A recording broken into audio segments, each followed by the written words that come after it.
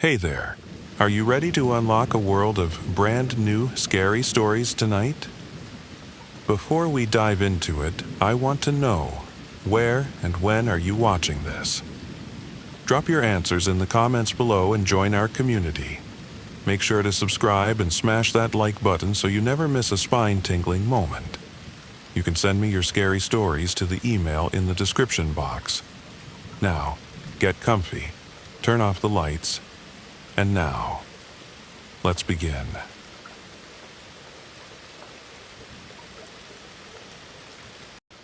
This is an event that happened very recently, and it will probably be the single most terrifying experience in my entire life. I just graduated college in the Midwest and received an offer from a major bank in Charlotte, North Carolina. Thus, the most logical next step for me was to search for housing options in the Charlotte area. Just a couple days after graduation, my father and I flew to Charlotte, and we stayed in a hotel that was both near the airport and downtown Charlotte. It was an area that was in the midst of being gentrified, mixing homeless crackheads and young professionals all in one place. There were run-down stores and old ranch houses, but there was also newly built townhouses and a beautiful shopping center close by. While there were times that I felt unsafe in the area, it didn't seem like anything serious would happen other than the random harassment from the homeless that roamed the streets. The hotel was really nice, which was surprising for a building that had been there before the gentrification began. Breakfast was provided, the rooms are very clean, and the lobby had multiple places to relax or do work. While the hallways of the hotel definitely looked like they were from the back rooms, I felt safe within the confines of the building. At least I thought so. My father had to cut our 4-day trip to Charlotte short since a family emergency occurred. He allowed me to stay in the city for one more day while he took the next flight out to make it back home as soon as possible. I was completely fine with that, and for the last day, I explored the city and searched for more housing options alone. When I got back to the hotel that night, I took some time to relax, watching TV, YouTube videos, and listening to music. By 12 a.m., I was pretty exhausted, and I turned off the lights and closed the blinds, flopping down in bed with both my AirPods in. I spent the next couple minutes listening to music as I drifted to sleep. I woke up at around 3 a.m. to knocking on my door. I could only hear it because the music in my AirPods had stopped as my playlist had reached its end. I wasn't sure what was happening or what I was hearing for a couple minutes, as I was still in a stupor after waking up. I took out my AirPods, trying to make out the noise that was coming from the door. Knock, knock, knock, knock, knock. I thought it was room service or hotel management, probably just checking up on me since my father, who booked the room, was gone. No, it couldn't have been. Who in their right mind would check up on someone in the middle of the night? Knock, knock, knock, knock, knock. Maybe it was someone who was locked out of their own room and thought my room was their own. But that seemed impossible as well. There was only 3 floors in this hotel. Bang, bang, bang, bang, bang. The person was now slamming their fist against the door now. I was scared now, and I could only hope that the person would get tired and move on after a couple more minutes. The knocking continued with occasional banging against the door and finagling of the door handle. I was terrified now, not just because of the persistence of the person trying to get into my room, but also because I heard absolutely nothing else from the door. There was no breathing despite the heavy slamming of the door nor was there any word spoken. If it was room service, they would have announced it so. If it was someone who mistook my room for theirs, I was expecting some sort of dialogue like, "Mom, Dad, brother, sister, honey." But I heard absolutely nothing but the incessant knocking and banging of my hotel room door. Bang, bang, bang, bang, bang. Knock, knock, knock, knock, knock. For nearly an hour, the person wouldn't stop. Now, I wasn't even sure it was a real person. Any human would have moved on by now. Any human would have spoken some words by now. Any human would have taken a breath by now. I didn't want to make my way towards the door to check on who the person was, since there was a slit under the door that could have allowed someone from one side of the door to notice that there was someone on the other side. Instead, I hid behind the bed, hoping to God that this thing wouldn't get into my room and that someone would stop it. Bang, bang, bang, bang, bang. Knock, knock, knock, knock, knock. By 4 a.m., I had reached my limit. I just wanted to go to bed. I just wanted to feel safe again. There seemed to be no end of the knocking or slamming or finagling. The person on the other side never paused, and I never had a feeling of respite where I thought they would leave or take a couple minutes to rest. I wanted it to end, and I thought calling the police would do that.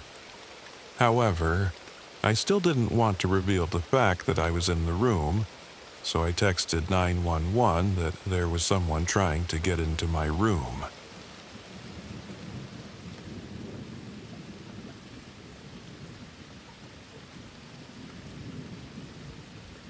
It was almost 8 p.m., and I was sitting alone at the bus station. The bench was cold, and the air was quiet, except for the wind. My phone battery had died, and the streetlights were buzzing softly. I kept looking down the road, hoping the bus would come soon. This part of town got really empty and quiet after dark.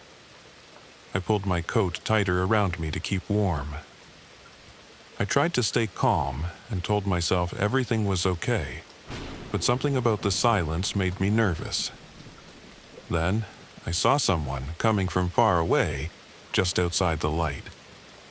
She was walking slowly, almost like she was floating. Even from far away, I could see her face. It was smiling, but it wasn't a normal smile. It looked strange and creepy. Her eyes were wide, and she didn't blink. I looked around, but there was no one else nearby. All I could hear were her footsteps coming closer and closer. I grabbed my bag and hoped the bus would come soon.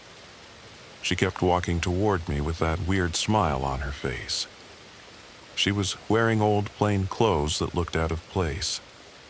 I thought about getting up and walking away, but I felt frozen.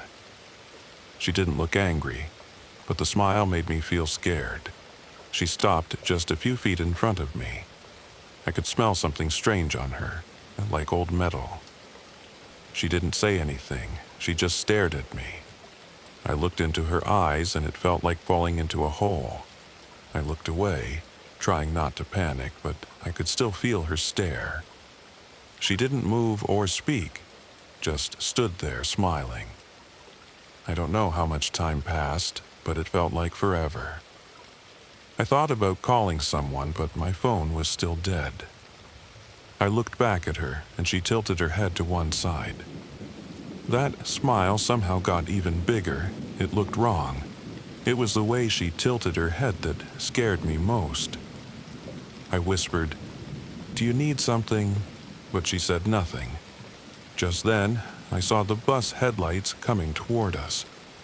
I felt a huge wave of relief and jumped up quickly. I almost tripped as I rushed to get on the bus. The driver opened the door, and I got on without looking back. I didn't want to see her anymore. I just wanted to leave. But as the bus started moving, I looked out the window. She was still standing there, not moving at all. Her head tilted again, and she kept smiling at me. I kept staring at her through the foggy bus window. She didn't chase the bus or wave goodbye. She just stood there, still smiling, like she was waiting. It looked like she was staring straight into my soul. I thought she might be saying something, but no sound came. No one else on the bus seemed to notice or care. I didn't know how to explain what just happened, but I felt like she had taken something from me. Even the next day, I couldn't stop thinking about her. I changed my route to avoid that bus stop, but at one transfer station, I saw something across the street. A woman standing under a flickering streetlight. She looked just like the woman from before. Far away, but I could see the same creepy smile. She didn't move or wave, just stared, and that same cold feeling came back again. I tried to tell myself it was just someone else. Maybe I was just tired or imagining things. But deep down, I knew it was her again. She wasn't just watching. She was waiting. It felt like she had picked me for something. I started to notice strange things around me. Shadows looked darker. Reflections seemed off. And I didn't feel safe anymore. I never wait alone now. I always take crowded buses. But even in crowds, I sometimes see her face. In windows and mirrors. Even just in my mind. She doesn't speak. She never has. She only watches, always with a creepy smile. And every time she seems a little closer, like she's slowly closing in, and I don't know what she wants. Now I dream about her too. In my dreams, she walks up and stands right by me. She doesn't hurt me, she doesn't touch me. She just stands there staring, smiling. I can't move or scream in the dream. Her face is the last thing I see before I wake up. I wake up sweating, heart racing, still scared. I don't think the dreams are just dreams. I don't know who she is or why she's after me. But I feel like I'm being followed, even in the day. She's never far now. I see her more often. She's always quiet, always smiling. Sometimes I wonder if she's real at all. But the fear I feel is too strong to be fake. And I know she's coming closer, night by night. One day soon, I think she'll finally reach me. And when she does, I don't think I'll be able to leave. There won't be a bus to save me this time. There won't be people around or a driver to notice. It'll just be me and her, face to face. I try not to think about what happens then. But deep down, I know the smile won't go away. Not when she gets what she came for. And maybe I'll start smiling too.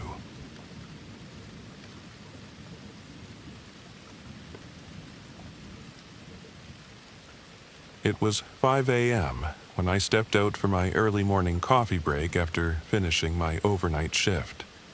The sky was just beginning to glow, pale pink and gold behind the distant trees. Birdsong filled the air, robins, sparrows, finches, each note sharp and clear in the cool dawn. I held my steaming cup tight, watching the steam drift upward before the cold air claimed it. This little hill behind the staff lot was my sanctuary. I could see the horizon stretch for miles. Every breath felt fresh, like I was filling my lungs with new energy after a long night. I closed my eyes for a moment, letting the silence settle around me, broken only by wings. No sounds of traffic, no indoor lights, just me, the birds, and the waking sky. Even though I'd only slept a few hours, this spot always made me feel awake inside. I took another slow sip, ready for 5 minutes of peace before heading back. As I walked up the last slope, something caught my eye nearly 50 meters away. In the dim half-light stood a lone figure. A man in a gray hoodie with the hood pulled up. At first, I thought he was another early worker, waiting for the lot gates to open. But he didn't move. He just stood there, shoulders still, watching me as I climbed. my heart gave a little jolt. I felt the familiar warning tingle at the back of my neck. The birds fell silent. The air seemed heavier, and even my breath felt loud in my ears. I studied his posture, tall, sturdy, hands hidden in pockets, face half in shadow. I hesitated, wondering if he'd even noticed me yet, or if he was planning something. The moment stretched. I weighed, turning back against walking toward the unknown. Morning felt suddenly unsafe, as if the sunrise had triggered something darker. When our eyes finally met, my blood ran cold. His gaze was steady, unblinking, like he'd been waiting for me all night. The birds resumed their song, but it sounded distant, unreal, as if underwater. Time slowed. I heard the gravel under my boots, the faint hum of a street lamp. I raised my free hand, palm open, as if that might stop him or warn him off. He took one step forward, and everything snapped into motion. He broke into a sprint, gray hood a blur against the glowing sky. I screamed, a high, raw sound I didn't know I could make so loud. My heart pounded like a drum, urging my legs to run faster than ever. I bolted down the hill, nearly slipping on loose dirt and rocks. Adrenaline surged through me, erasing every ache from lack of sleep. Behind me, I heard gravel crunching as he closed the gap in 2 strides. My scream echoed oddly, swallowed by the empty lot around us. I didn't look back, I couldn't, just ran toward the ER doors ahead. Every step felt both desperate and determined, like life itself hung on it. I prayed the doors would open in time, that help would be waiting inside. I reached the bottom, but my foot caught on a root and I tumbled forward. Pain shot through my left wrist as I braced my fall, then twisted my ankle. Stinging tears blurred my vision, but I forced myself up one more time. Groaning, I hobbled the last few yards toward the glass doors. They swung open before I could reach for the handle. Someone had seen me. Inside, the linoleum floor felt impossibly smooth, a sudden safety net. I collapsed against it, gasping, my coffee still warm in my hand. Behind me, I heard him slow, then stop, just at the threshold. Through the door's glass panel, I watched him pause in the lot. He looked around, as if searching for me, then turned and walked away. No chase, no shout. Just a slow disappearance into the rows of cars. I sank to the floor as staff rushed over, blankets and questions. Somehow, in those first seconds of safety, I finally let go and sobbed. Officers arrived soon after, scanning the lot with flashlights and radios. I told them what I could: hoodie, height, the quiet before the run. They promised to patrol the area more and look for his face on cameras. They wrapped my wrist and bandaged my ankle tight. I was told to rest and avoid putting weight on it for a week. Inside, I felt drained, but grateful to be alive and unharmed. Fear lingered, but relief had edged it back enough to breathe. Now I take my breaks in busy, well-lit areas only. My phone stays in my hand, keyed to call for help at once. I text a friend every time I leave work. No silent departures. I still miss that quiet hill, but safety must come first. I flinch at sudden noises and check reflections in every window. The sunrise no longer feels welcoming without a crowd around me. Trusting my gut saved me. Now I listen to it without question. I share this so others know how fast a peaceful morning can turn. I'll return to work tomorrow, coffee in hand, but I'll look twice. Danger can hide in dawn's light, but so can resilience. I survived that chase, and I carry its lesson with me. Every sunrise is both threat and promise. I choose to stay aware.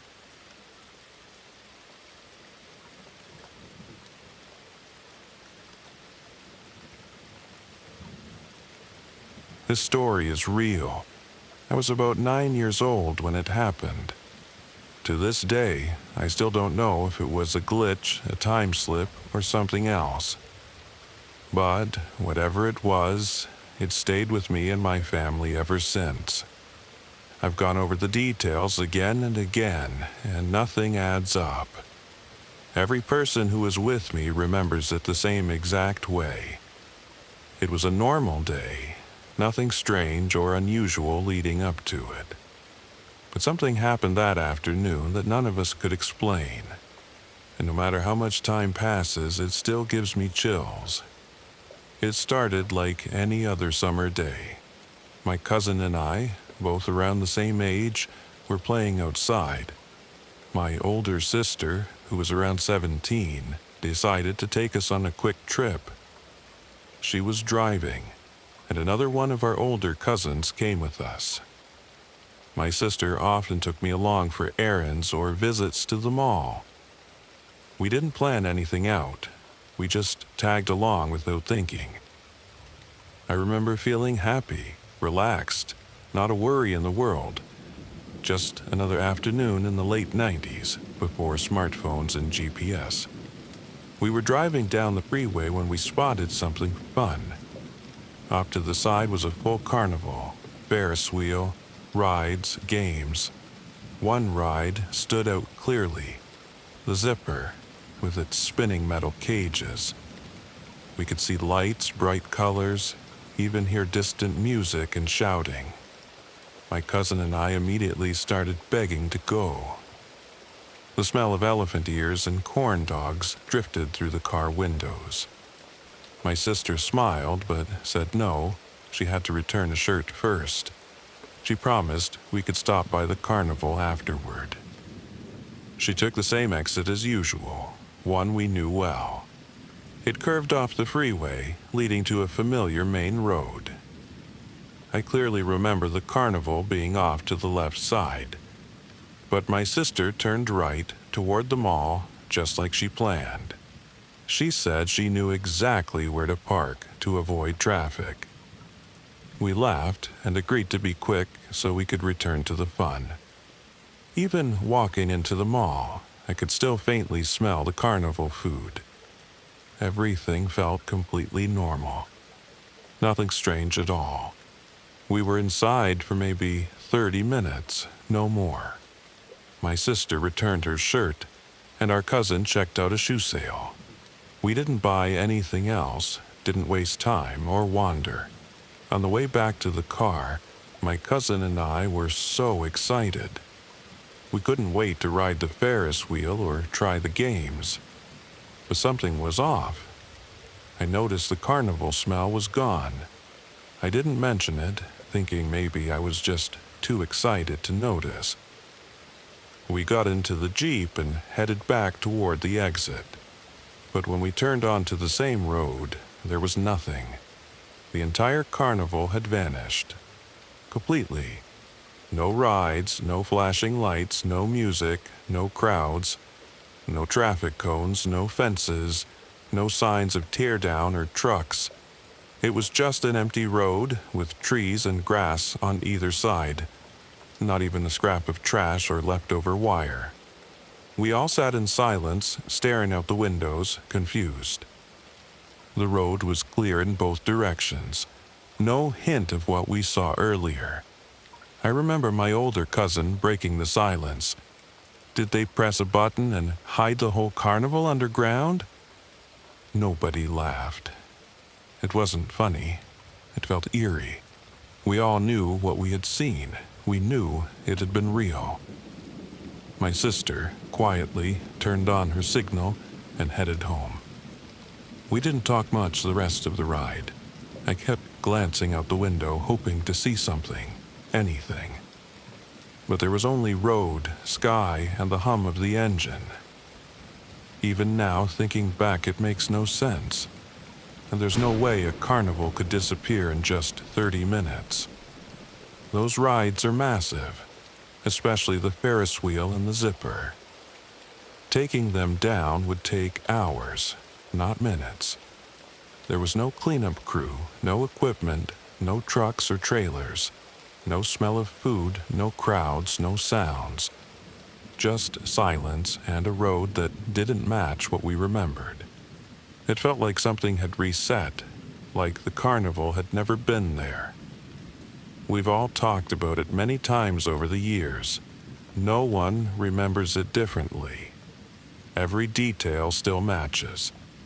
We saw the same rides, heard the same sounds, smelled the same food, and we all saw the exact same emptiness on the way back. No one's tried to explain it with logic anymore. We just accept that it was weird and that it really happened. It's the one story that always makes people stop and think. Because it wasn't a dream, it was real, and we all remember it. I sometimes wonder what would have happened if we had gone left. What would we have found if we actually reached the carnival? Would it still have been there?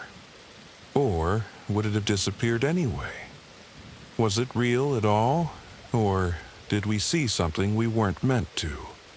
Did we glimpse something from another time or version of reality?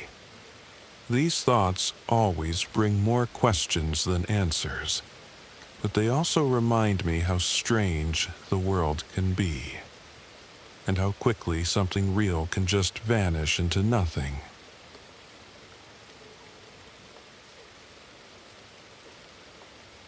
This story takes place back in 2001, during my college years. I went to school in a big city, and I had a close group of 9 friends.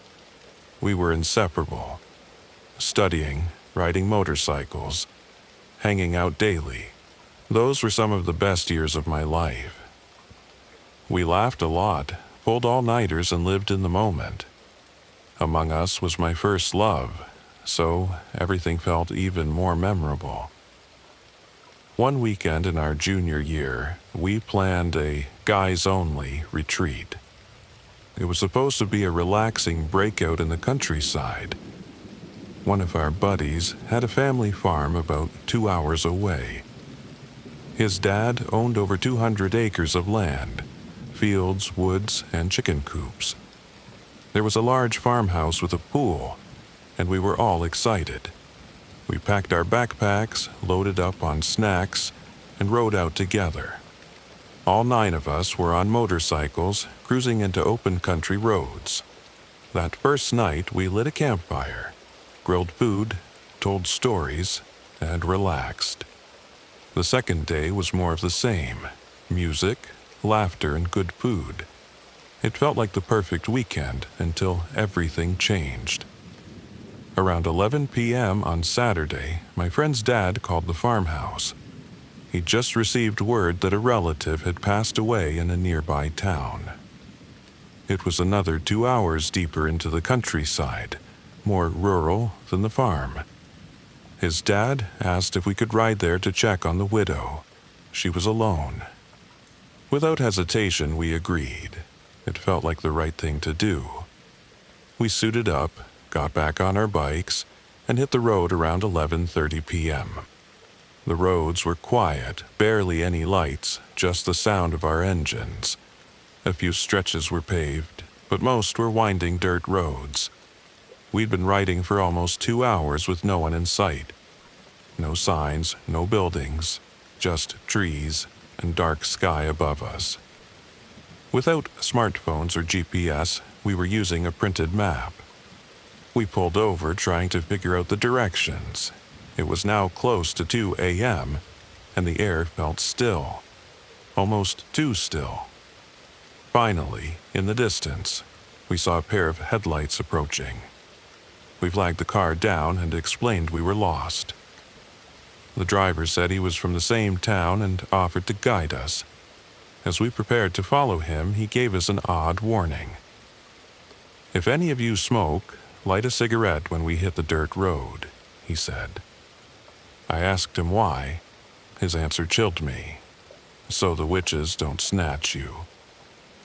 We all kind of laughed it off, assuming he was joking. But something about the way he said it didn't sit right. We shrugged it off and followed him into the forested path. The road narrowed, with the woods on both sides dark and bare. Strangely, even in summer, the trees had no leaves, just dry branches.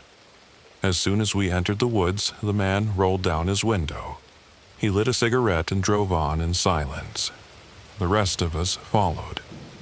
The deeper we went, the heavier the atmosphere felt. It wasn't just dark, it was quiet in a way that felt unnatural. No insects, no night animals, just the rumble of our bikes. That's when I started feeling a strange tension in my chest. I rode up beside a friend who smoked and asked him to light one. He laughed, but didn't, so I stopped, lit one myself, and kept going. My helmet was off, smoke curling from the cigarette in my hand. Then it happened. A laugh. Not a normal laugh. Something chilling. It echoed through the woods, high-pitched and drawn out. I looked at the friends riding closest to me and asked if they heard it too. They nodded, faces pale, no words spoken. That laugh didn't come just once. We heard it again and again. It sounded like it came from high above us in the trees, 5 times. That same eerie cackle. We didn't know what to think.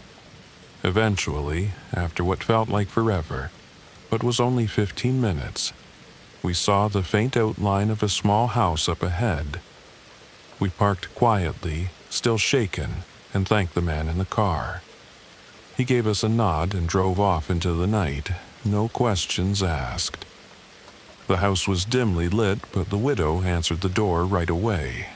She was clearly grieving and overwhelmed, and we stayed to help. We didn't speak about what happened in the woods, not yet. We stayed through the next day, cleaning, fixing things, and supporting her. By late afternoon, we said our goodbyes and rode back to the farm. This time, we took a different route. No one wanted to go through the woods. There was an unspoken agreement among us not to bring it up. But once we got back to the city, that silence broke. Each of us remembered the laugh exactly the same way. 9 people, 9 separate bikes, 1 shared experience. Whatever that was, it wasn't a trick of the mind. We all heard it, and we all remember it. A few days later, I asked my friend's dad about the woods. He paused and then told me an old story from local folklore. They say a witch haunts those woods, drawn to lone travelers at night. She doesn't like fire, which is why locals smoke when passing through. He admitted he always thought it was just a rural myth. We never told him what we'd heard. It didn't feel necessary. But deep down, we knew the truth. That the man in the car was right. And that some stories exist for a reason.